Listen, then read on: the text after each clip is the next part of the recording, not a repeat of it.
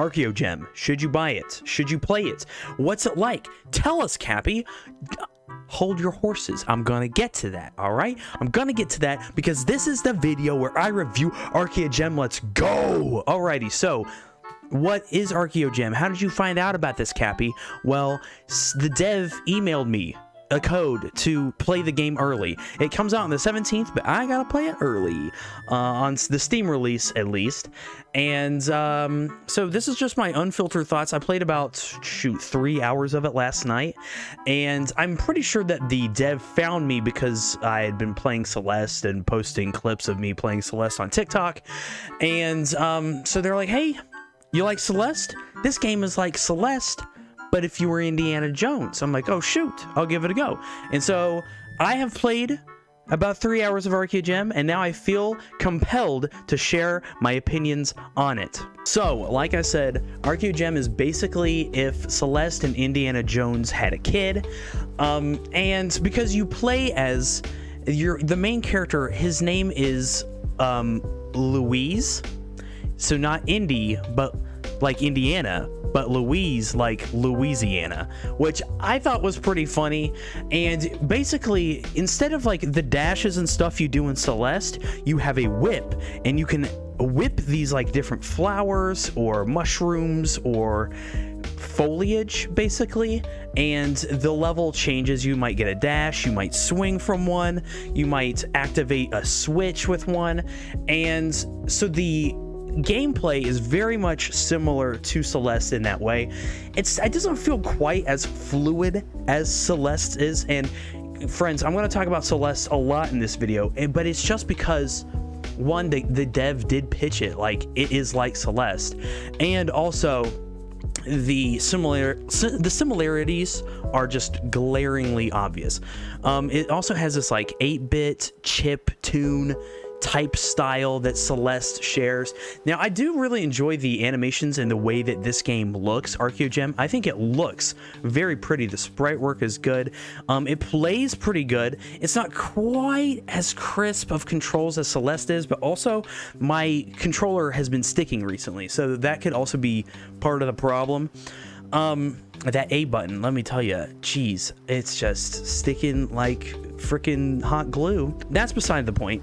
The mechanics are quite similar, but they're also unique enough that I don't feel like it's like a Celeste mod. It does have its own unique movement traversal abilities, which I enjoyed 100%. Some of the other things are the music is good. The music is good, but it's not like that Celeste.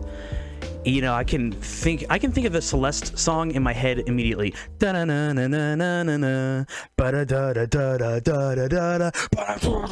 So, you know, but wait, that's Stardew Valley, never mind. Anyways, you know, I can think of the Celeste music, bum ba-da-da, ba-da-da, ba-da-da-da-da-da-da. So there we go. See, that's the Celeste one. That's the Celeste one. But none of the tracks really stood out, but video game music, it doesn't necessarily have to stand out. It can also be like a mood setting, and the music does set the mood well. So it does its job. It's good. It's serviceable. The art is good, and the mechanics are good. Now, there is like negative story in this game. If you are coming at it from Celeste, you know, Celeste had a very emotional story. I cried at the end of Celeste. That the whole idea of climbing the mountain and really you know, finding yourself, the story complemented the gameplay.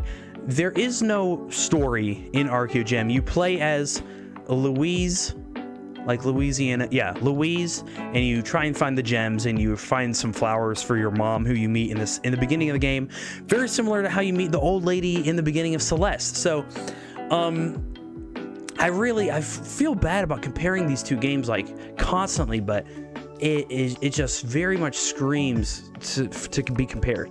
Now, another thing about the gameplay itself, this is part of the gameplay loop, is that in the loop of Celeste, when you die, boom, you dead, and now you can start the loop right over again. Now, a lot of times in Archaeogem, you will fail the sequence that you need to do. So like, oh man, I didn't jump on the mushroom and jump far enough.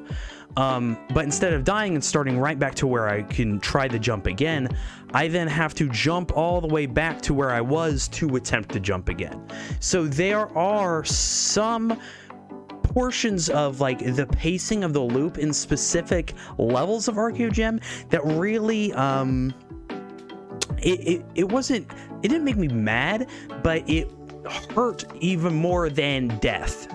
You know what I mean? So like, as if I would have died and I could have started at the beginning of the route of the the gameplay loop, but instead I didn't die and I had to jump back to where I'm supposed to go to start the loop again.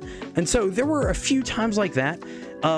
Now also though, I have found that some of the puzzles in Archaeogem were brain scratchers. Like, they were difficult. The thing about Archaeogem is that I jumped in and I was like, oh my gosh, this is a baby game. The first few like stages, I was like, oh man, this is super easy.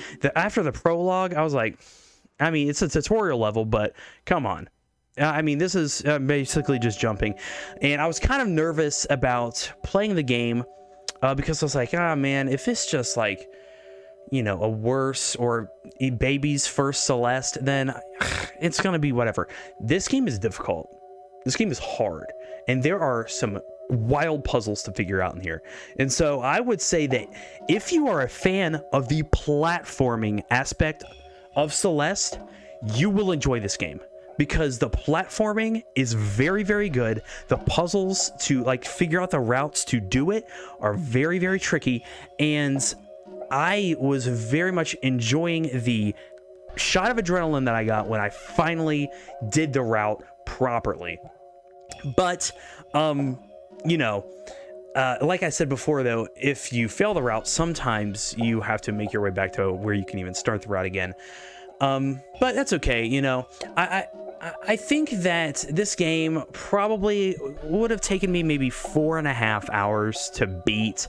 I played it on stream for 3, but I think that I was in the middle of the last world before I stopped playing it. And honestly though, I think that that's pretty good. Now, this game is coming out on Steam and it's releasing for $10. And so if I think that I could play for about 5 hours or so at least, that's not 100%ing it, that's just beating the game, then, you know, $2 an hour, that's not bad. That's not bad at all. And I'm pretty sure that when it releases, it's going to be on sale. I would say that if you can find the game on sale for like $8, it's a buy. It's a buy for me. $10, unless you're a hardcore Celeste platforming aspect fan, I might wait till it goes on sale.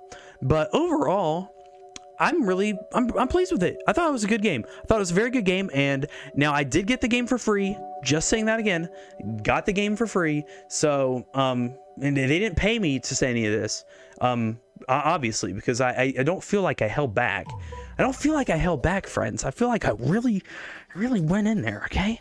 But, anyways, that's my review of Archaeogem. I probably rated it like 7.5. Yeah. I mean, it's a good game. It's a good game. But there are those few things that I would probably fix, or, you know, just things that kept it from being like that top tier.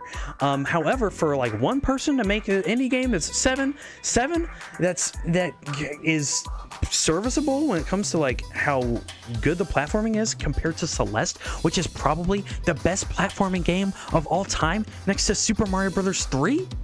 Yeah, okay, it's good. All right, it's good. 7. Alrighty, that's it. I think that's it. Cappy out. Bye.